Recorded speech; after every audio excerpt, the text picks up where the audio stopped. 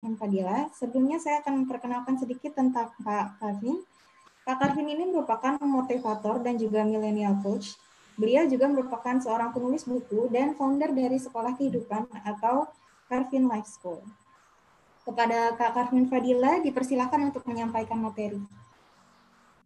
Oke, terdengar suara saya teman-teman semua? Terdengar jelas, Kak.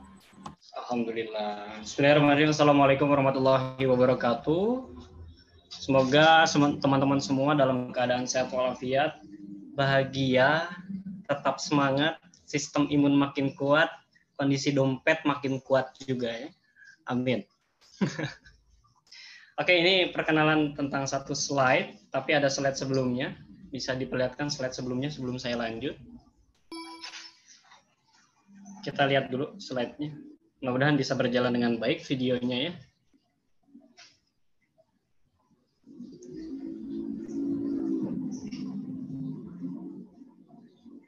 Bisa diputar videonya?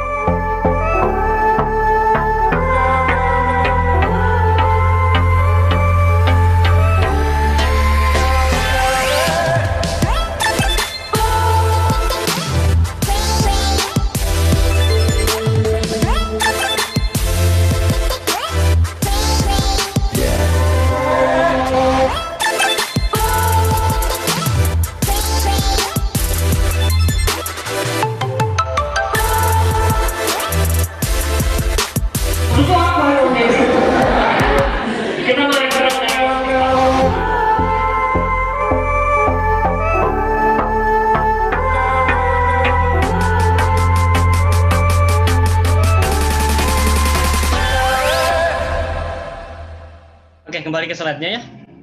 Oke, itu perkenalan dari saya. Saya tidak akan membahas lebih lanjut tentang diri saya karena kita sekarang membahas bukan tentang saya tapi tentang kita semua, saya dan teman-teman semua.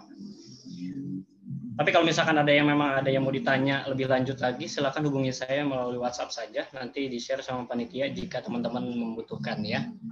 Ada pembahasan penting yang sangat penting bagi kehidupan kita, bukan hanya seorang bidan, tapi manusia pada umumnya. Karena ini teman-teman ada yang dari kebidanan, ada yang mungkin jurusan lain di Poltekkes, Kemenkes 3 ya.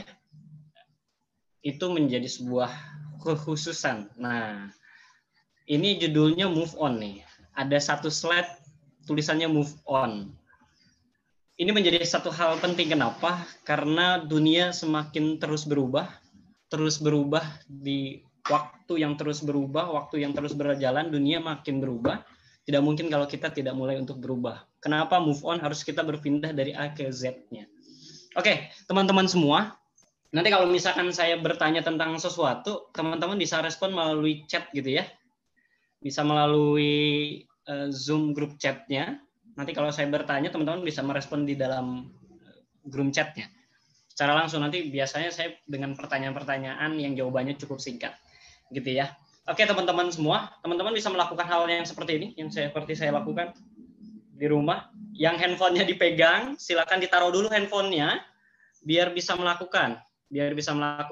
Oke, seperti ini ya.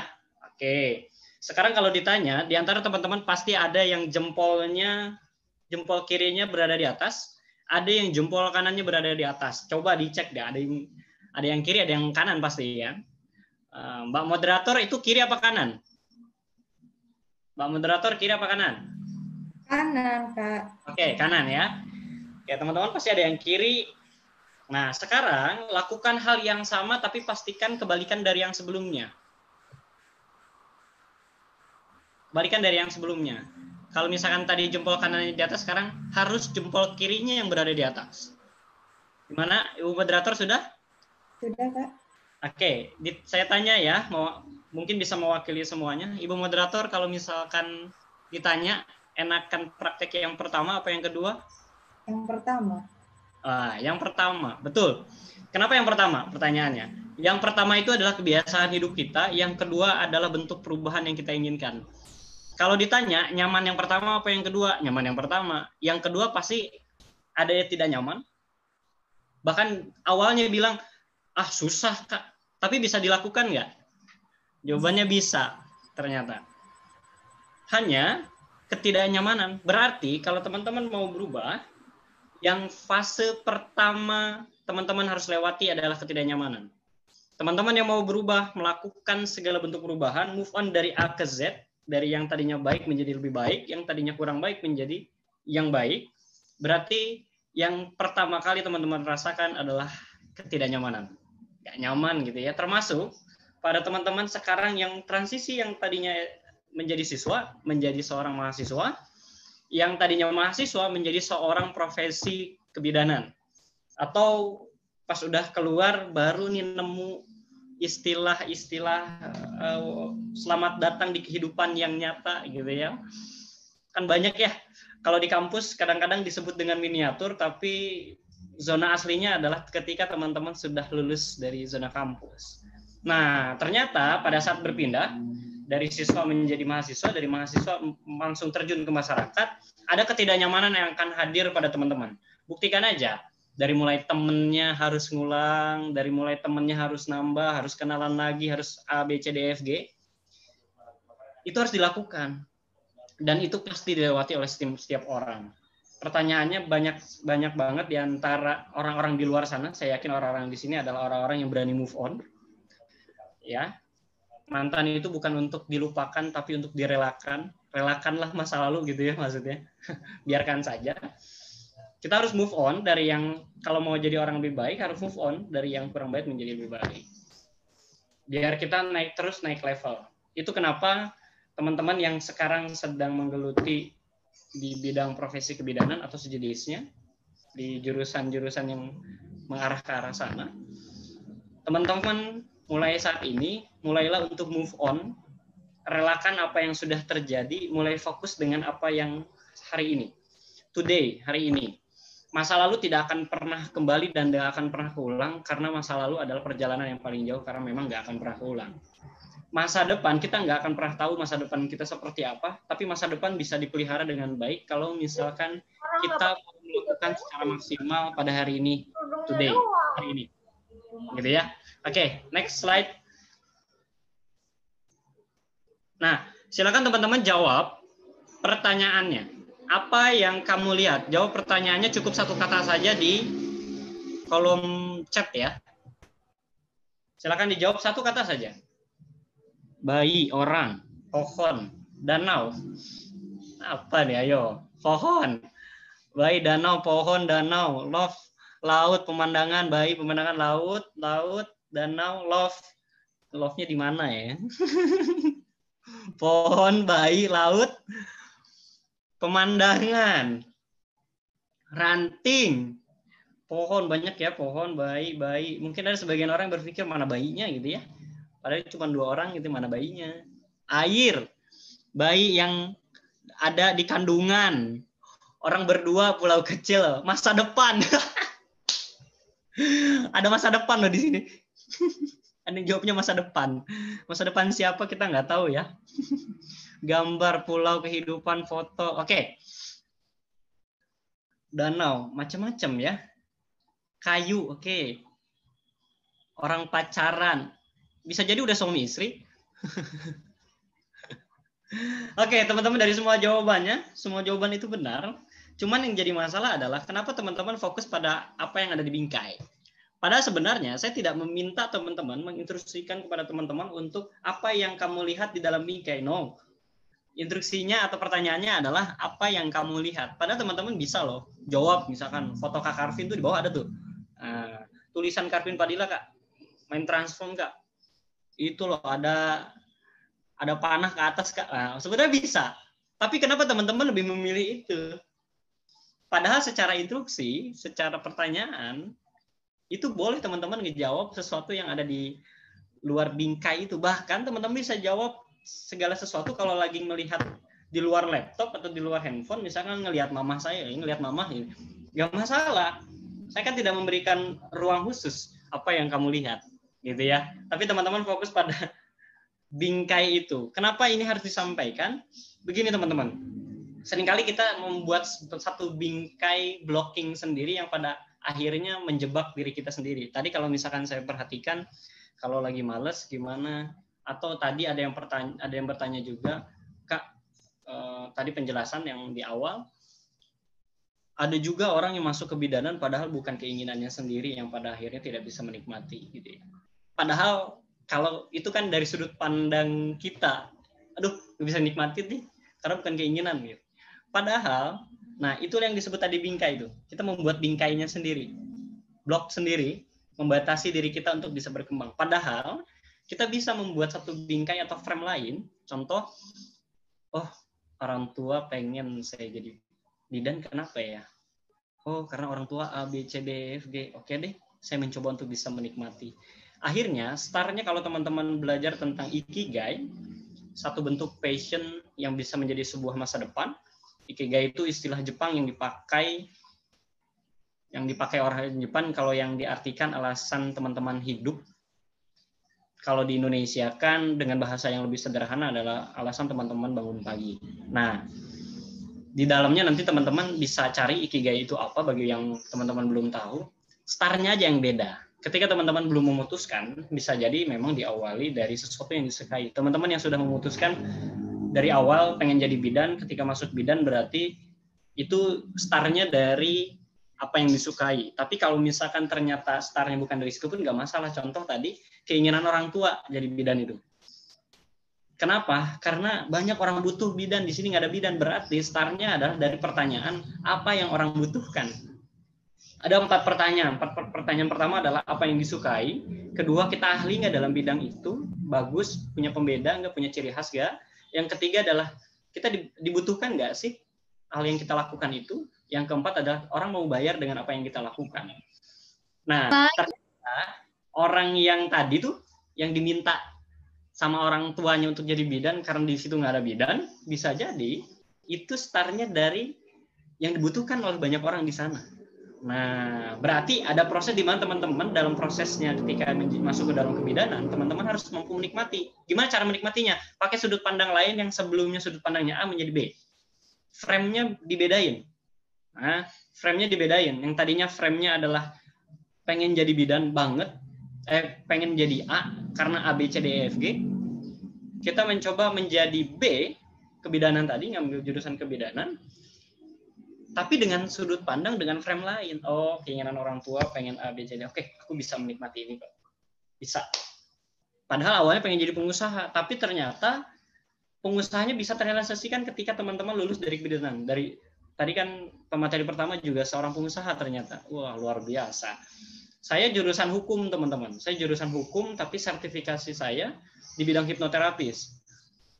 Dan saya pun karena pengen menjadi seorang pengusaha, akhirnya yang diambil adalah hukumnya hukum bisnis. Awalnya bingung juga mau ngapain ini di dalam.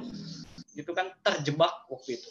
Tapi it's okay, kita karena ngambil frame lain daripada frame yang di awal, kita bisa menikmati apa yang kita bisa lewati gitu ya. Kenapa ini harus dilakukan? Karena ini berkaitan dengan teman-teman, berkaitan dengan manajemen diri. Kapan teman-teman tidak mampu memanajemen diri, saya tidak yakin bahwa teman-teman bisa memanage waktunya dengan baik. Kenapa? Kalau salah satu sahabat saya mengatakan bahwa sebenarnya manajemen waktu itu tidak ada, adanya manajemen diri. Kapan kita bisa memanage diri kita dengan baik, disitulah kita mampu memanage waktu kita dengan baik. Karena kita tahu apa-apa yang saja harus dilakukan dan apa-apa saja yang harus tidak dilakukan. Itu ketika manajemen diri bisa dilakukan. Makanya telat, manajemen waktu, amburadul itu sebenarnya manajemen dirinya yang kurang baik. Nah, sudut pandang ini adalah salah satu bentuk dari manajemen diri hal-hal apa saja yang positif bisa kita lakukan, kita pikirkan, karena ucapan dan perilaku berdasarkan apa yang kita pikirkan, teman-teman. Jadi awalilah segala sesuatu dari pikiran kita yang memang positif, biar ucapan dan apa yang kita lakukan itu adalah positif juga. Ini juga berkaitan dengan teman-teman ketika menemukan sebuah masalah, coba ambil sudut pandang yang lain, bisa jadi itu bukan sebuah masalah sebenarnya. Tapi bisa jadi itu sebuah tantangan yang bisa membuat diri teman-teman menjadi orang yang lebih kuat. Ada satu kalimat yang saya buat di Instagram, tentang Instagramnya Kata Karvin waktu itu. Di Instagram itu saya sebutkan bahwa seringkali hinaan dan cacian itu membuat diri kita jauh lebih kuat. Nah, ucapan itu muncul gara-gara kita mampu mengambil sisi lain dari sebuah hinaan. Misalkan dihina, miskin loh, it's okay, gue miskin, ya tinggal gue buktiin bahwa gue orang mampu kok sebenarnya. Kalau kau mengatakan bahwa miskin itu adalah ekonomi, it's okay, siap-siap melihat saya menjadi orang-orang kaya, gitu kan. Itu kita menjadi orang lebih kuat malah. Ketika kita ngambil sisi lain, frame lain gitu. Jadinya hinaan tidak menjadi sebuah masalah. Karena masalah akan menjadi sebuah masalah kalau kita permasalahkan. Tapi masalah tidak akan pernah menjadi masalah kalau kita tidak pernah mempermasalahkan. Orang menganggap itu masalah, tapi bagi saya itu sebuah ujian hidup aja, gitu ya. Jadi fine-fine saja lah. Gitu. Next slide. Nah, manusia pelayan bagi manusia lain. Kalimat ini muncul karena saya pernah mendengar dari salah satu doktor tafsir Quran pada saat itu. Dia seorang ahli komunikasi juga, salah satu pengajar di Pusdik MUI di Jakarta. Kenapa kalimat ini muncul? Karena ada kalimat pernyataan dari Al-Quran dan Hadis bahwa manusia harus bermanfaat dan sebaik-baiknya ilmu adalah ilmu yang teraplikasikan dan bermanfaat bagi orang lain, artinya dibagi. Makanya kalimat ini muncul. Kok jadi pelayan? Yes, kita harus belajar memahami biar kita menjadi pelayan yang baik, karena kita nggak tahu lawan bicara kita siapa. Kalau ibarat pelayan, kita kan akan melayani mereka dengan senyuman, dengan kebahagiaan, tidak peduli apa yang di belakang kita pernah alami, di rumah alami. Kalau kita bertemu orang lain, pastikan diri kita adalah orang-orang yang siap melayani mereka. Termasuk teman-teman yang memang berprofesi nantinya menjadi seorang bidan. Belajarlah saat ini, yang pada saat ini teman-teman sedang kuliah. Saya ingatkan, saya himbau teman-teman coba untuk bisa memperhatikan manusia secara karakter. Karakter A, B, C, D, F, G, perhatikan mulai dari sekarang, lebih peduli lagi. Karena peduli kepada banyak orang itu adalah salah satu bentuk peduli untuk diri kita. Kenapa? Kapan kita paham dengan orang lain, kita tahu dengan orang lain, akhirnya kita tahu bagaimana cara memanage diri biar komunikasi kita baik dengan mereka. Ketika kita paham, ada kalimatnya begini. Belajarlah untuk memahami banyak orang, tapi jangan pernah paksa orang lain memahami kita. Kalau kita sudah belajarnya menggunakan mindset, yuk kita menjadi pelayan bagi manusia lain, kita mau belajar kok memahami banyak orang, tapi kita nggak akan maksa orang lain memahami kita. Itu karena memang kita belajar menjadi seorang pelayan yang baik, gitu, biar kita penuh dengan manfaat gitu bagi orang banyak. Gitu ya. Jadi pada saat teman-teman sekarang masih kuliah, yuk kita belajar untuk menjadi orang yang bermanfaat, yuk kita layani orang banyak, kita latihan agar kita menjadi profesional yang luar biasa. Yuk kita perhatikan lebih banyak orang lain. Yang sebelumnya kita acuh dengan orang lain, nggak peduli. Cobalah untuk lebih peduli lagi, karena itu berguna bagi diri kita. Kapan kita memahami mereka, kita tahu cara komunikasi yang tepat untuk mereka yang seperti apa gitu teman-teman. Oke, next slide. Nah, slide ini berbicara tentang prioritas juga. Tentang yang tadi ada pertanyaan tentang prioritas, gimana? Kapan teman-teman sudah menentukan jalan teman-teman ada di mana? Teman-teman harus mulai sudah menentukan, harus mulai sudah menyaring apa-apa saja yang diperlukan. Teman-teman kan punya waktu yang sama dengan orang lain, yaitu 1 hari 24 jam, 1 minggu 7 hari. Sekarang pertanyaannya, waktu akan dihabiskan dengan sesuatu yang high impact activity atau low impact? Ini bisa ketahuan apa yang kita lakukan itu high impact atau low impact kalau kita sudah menentukan mau jadi apa dan mau melakukan apa. Saat kita sudah menentukan, kita tahu apakah pekerjaan A, B, C, D itu high impact atau low impact. Mana yang punya kebermanfaatan lebih banyak daripada yang lainnya. Nah, kita akan tahu kalau kita sudah menentukan. Kalau belum nentuin, susah kita. Kita nggak tahu mana yang low impact sama high impact bagi kehidupan kita di masa yang akan datang. Karena masa yang akan datang kita nggak tahu, kita bisanya memaksimalkan hari ini. Nah, gimana cara memaksimalkannya? Ya sudah, lakukan segala sesuatu yang high impact activity. Teman-teman yang bisa milih. Next. Waktu kita terbatas, teman-teman. Nah, ini gali ilmu hari ini, teman-teman semua gali ilmu, teman-teman semua kuliah, teman-teman semua belajar dengan orang lain, belajar dengan sesama temannya. Gila aja lah jadi manusia lah ya. Gali ilmu langsung action. Kadang-kadang orang gali ilmu, ilmunya nggak diapa-apain, hanya terbenak dalam otaknya tapi nggak pernah action, yang pada akhirnya dia nggak jadi apapun, hanya ada dalam otaknya, yang pada akhirnya seringkali inilah menjadi orang-orang yang sok tahu, padahal dia tidak pernah melakukan, hanya tahu saja, tapi menjadi sok tahu. Padahal orang yang paling tahu adalah orang-orang yang memang mempraktekkan apa-apa yang dijelaskan. Gitu. Makanya tanggung jawablah dengan apa yang kita ucapkan, karena ini adalah sebuah doa. Yuk, kita ucapkan hal-hal yang baik, mulai dari pikiran yang baik, ucapan yang baik, tanggung jawab dengan ucapan, yuk kita lakukan segala tindakan yang baik pula, gali ilmu, langsung action, apapun profesi teman-teman, apa yang teman-teman inginkan, sekalinya teman-teman gali ilmu, sekalinya teman-teman mendapatkan sebuah ilmu dari para guru dan lain-lain yang memang itu berfungsi bagi kehidupan teman-teman semua dan masa depan, langsung action aja. Ya, langsung action, fokus aja. Kadang-kadang ada ujian tuh kanan kiri, tapi it's okay, nggak masalah. Itu ujiannya, biar teman-teman jauh lebih kuat. Gitu. Next slide. Oke, ini pesan dari Profesor B.J. Habibie. Masa lalu saya adalah milik saya, masa lalu kamu adalah milik kamu, tapi masa depan milik kita. Yuk, ingetin teman-teman kita, biar teman-teman kita yang kalau dia lupa, dia lagi malas, ingetin dan beri semangat, karena masa depan kita tuh bareng-bareng gitu, bukan sendiri. Itulah salah satu bentuk pedulian kita pada orang lain.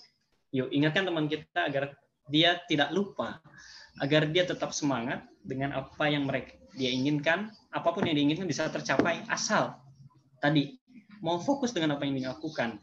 Mentor saya mengatakan bahwa ikhtiarnya kita, usahanya kita adalah bukan untuk kesuksesan. Ikhtiar dan usahanya kita adalah cara kita komunikasi dengan Tuhan, dengan Allah, agar Allah meridhoi apa yang kita inginkan. Gitu. Jadi ikhtiar dan usaha adalah bentuk komunikasi kita sama Sang Maha Pencipta, biar yang Maha Menciptakan ini bisa meridhoi apa yang kita inginkan, gitu. Gitu ya. Next slide. Nah, ini pesan dari saya.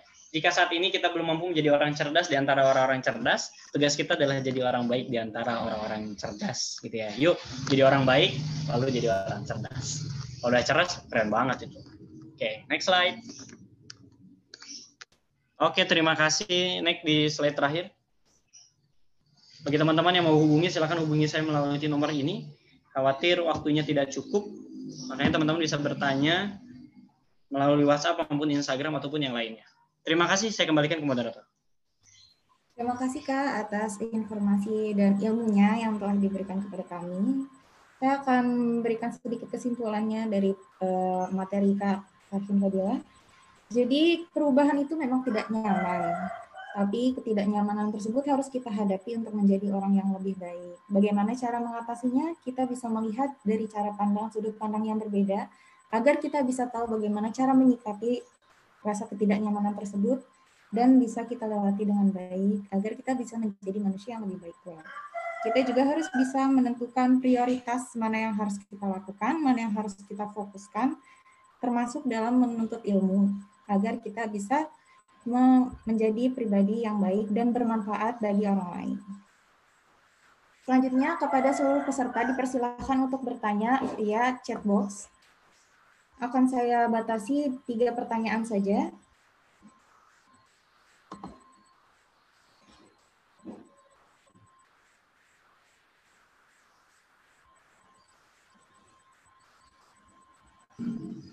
Lagi mikir kayaknya. Entah mikir, entah bingung gitu.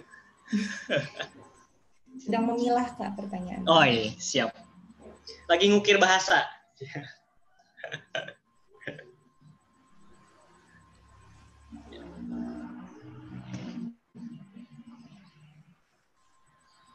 Atau memang sudah pinter banget, jadi memang tidak ada pertanyaan, luar biasa emang teman-teman dari kebidanan ini.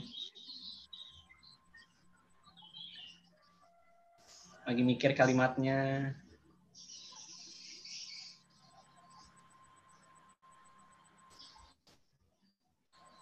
Oke, kalau 2 hari lagi nggak ada yang nanya, biarin aja kali ya. 2 hari.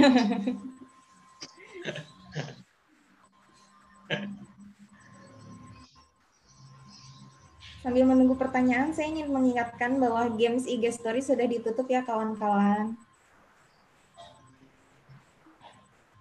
Nah, bagi teman-teman tadi juga kalau misalkan mau minta tentang Ikigai, saya ada sedikit modulnya untuk bahan bacaan teman-teman. Yang teman-teman mau belajar tentang beberapa hal juga di saya ada modulnya, teman-teman tinggal baca aja. Gratis, gak usah bayar. Nanti tinggal hubungi saya, nanti langsung saya kirim ke WhatsApp ya. Oke. Nunggu berapa menit lagi, Kak? Tinggal 6 menit lagi, Kak. Oke, 6 menit lagi gitu ya.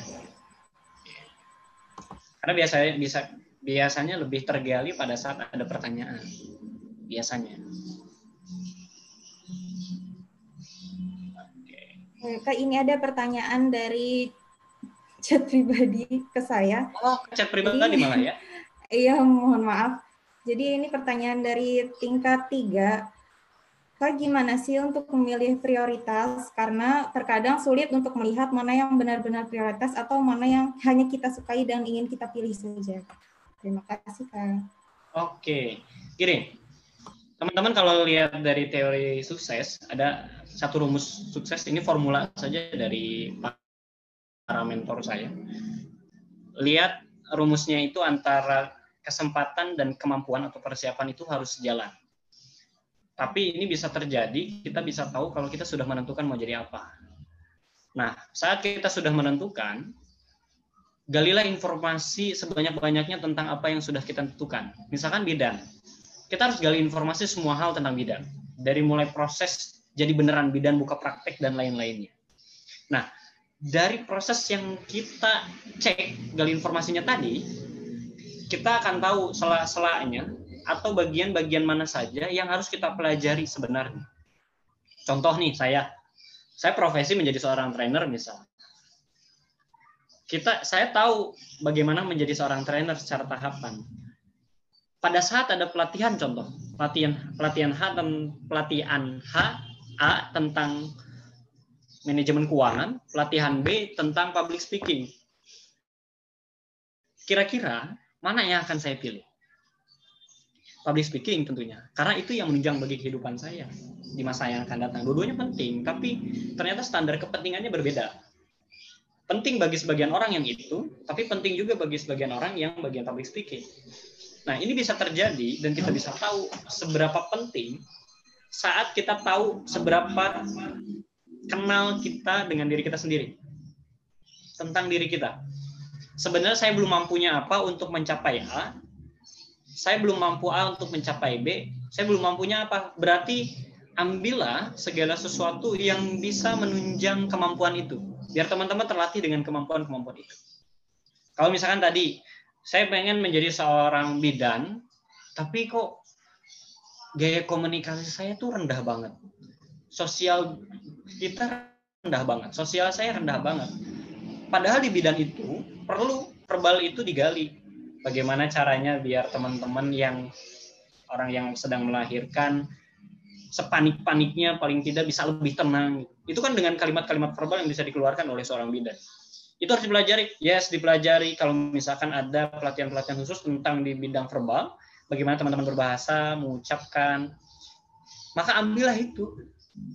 Jadi kenali dulu pribadi, kurangnya apa untuk menggapai hal-hal itu, kurangnya apa untuk menguasai kemampuan-kemampuan itu, teman-teman bisa ambil akhirnya. Teman-teman bisa milih mana yang high impact, mana yang low impact. Semakin teman-teman kenal, semakin teman-teman tahu, gitu aja. Jadi kalau selama ini teman-teman masih bingung, sebenarnya diri teman-teman belum paham dengan seberapa mampu teman-teman. Jadi kenali pribadi teman-teman ya, secara baik. Gitu. Terima kasih, Kak. Selanjutnya ada pertanyaan kedua, ini dari Tasya Agus Fitriyadi dan Fairuzia Zahra. bagaimana ya Kak caranya untuk beradaptasi dengan zona yang baru dan menikmati zona tersebut. Apalagi jika setelah mengalami kegagalan, karena terkadang saya lebih fokus terhadap kegagalan tersebut daripada memulai hal baru. Oke, jadi beda. Ada orang-orang yang fokus pada sesuatu yang negatif. Kalau tadi dia bilang bahwa Kak Tasya, Agus Fitria dibilang bahwa gagal itu adalah sesuatu negatif. Karena itu negatif, maka buang jauh-jauh. Ambil sesuatu yang positif, ambil frame lain. Kalau definisi tentang gagal itu adalah sesuatu yang negatif, ganti definisi gagal itu menjadi sebuah yang positif. Caranya begini. Oke, manusia punya, ini satu frame aja ya. Manusia punya jatah gagal masing-masing dan setiap manusia berbeda-beda jatah gagalnya. Ketika saya gagal, sebenarnya saya sedang menghabiskan jatah gagal dalam kehidupan saya. Semakin saya cepat menghabiskan jatah gagal saya, berarti semakin cepat juga saya untuk menggapai sebuah kesuksesan. Jadi pada saat gagal, dia ngerasa, it's okay, gue habisin jatah gagal gue, it's okay, gue habisin. Itu menjadi gagal yang tadinya negatif menjadi positif. Maka teman-teman akan lebih semangat dengan hal itu. Jadi frame-nya diganti. Ini dipelajari tentang frame ini, teman-teman bisa ulik satu cabang ilmu tentang neural linguistic programming. Jadi bagaimana memprogram otak manusia sedemikian rupa sehingga mudah banget untuk ganti frame tentang sesuatu. Jadi bawaannya bisa aja kita ngambil sesuatu yang positif dari setiap peristiwa. Itu keren banget. Nah, dicek nanti ilmu neuro linguistic programming dan ada sertifikasinya sendiri dia. Nah, adaptasinya gimana? Ya kalau misalkan kita fokusnya pada kegagalan, kita ganti. Kita fokusnya kepada hal yang kita inginkan. Mentalnya beda. Ada dua. Orang yang fokus pada suatu kegagalan, hambatan, ancaman, tekanan, orang-orang yang seperti ini adalah orang-orang yang bermental two way namanya. Kalau yang misalkan fokusnya pada sesuatu yang masa depan, satu pujian, satu ungkapan-ungkapan positif, atau rayuan, itu bermental toward. Kalau dalam pekerjaan, bedanya begini kalau di HRD. Atau di level manager, direktur akan mengatakan kalau misalkan dia tahu karyawannya adalah mental two way, dia akan mengatakan, kalau hari ini pekerjaan tidak beres, semua saya pecat. Berada dalam tekanan tapi mau bergerak. Itu mental two way. Kalau mental toward, dibalik. Kalau teman-teman pekerjaan ini selesai, kita jalan-jalan ke luar negeri. Nah, motivasinya berbeda. Sekarang pertanyaannya, kalau misalkan teman-teman fokusnya pada zona nyaman yang masa lalu, fokusnya pada sesuatu yang negatif tentang gagal tadi, berarti mentalnya sebenarnya ke arah lebih ke two way, bukan toward. Kalau toward, mentalnya oke, saya harus lakukan A, saya harus belajar A, saya harus belajar B, karena saya pengen menjadi orang-orang jauh lebih baik daripada sebelumnya. Kalau saya begini-begini terus, ya Allah ngasihnya rezekinya gini-gini terus. Karena Allah nggak akan merubah suatu kaum kalau bukan kaum itu sendiri yang memutuskan untuk mau berubah gitu. Ambil keputusan itu. Jadi kalau misalkan teman-teman saat ini belum berlatih untuk beradaptasi, mulai paksa diri. Teman-teman yang memutuskan untuk mampu berkomunikasi dengan orang lain. Awalnya pasti nggak enak, nggak nyaman gitu, nervous dulu untuk beradaptasi, mau kenalan ini susahnya minta ampun. Tapi harus dicoba teman-teman. Biar teman-teman bisa menikmati. Hadapi, nikmati, lewati. Teman-teman bisa melewati fase itu, teman-teman bisa melewati level itu kalau teman-teman mampu menikmati. Itu keren banget. Lanjut. Ini